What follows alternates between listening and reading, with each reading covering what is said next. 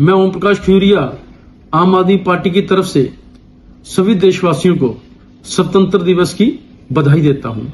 आज ही के दिन 15 अगस्त 1947 को देश ने ब्रिटिश इंपीरियलिज्म से आजादी पाई थी।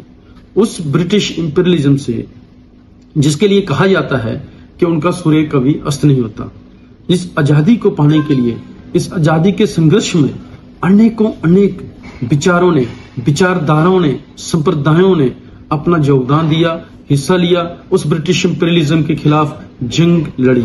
साथियों, ये आजादी हमें इतनी आसानी से नहीं मिली है। इस आजादी को पाने के लिए अनेकों क्रांतिकारी वीर, जिसमें शहीद आजम भगत सिंह, राजगुरु, सुखदेव, आसिफुल्लाह खान, राम प्रसाद बिस्मिल, खुदीराम बोस और अनेक क्रांतिकारियों ने अपना बलिदान देके इस आजादी को हासिल किया।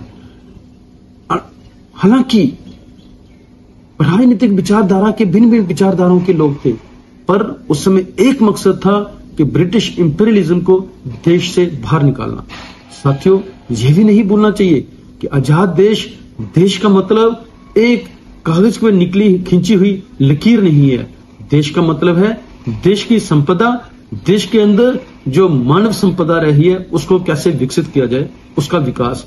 आज जरूरत है उस मानव संपदा का विकास करना। आज जब तक देश के अंदर हम अनपढ़ता के खिलाफ बड़ी जंग नहीं लड़ेंगे, देश के अंदर जो कुरीतियां हैं, चाहे जो सांप्रदायिक तनाव बढ़ रहा है, जो सांप्रदायिक ताकतें हैं, उनके खिलाफ लड़ाई लड़ने की जरूरत है।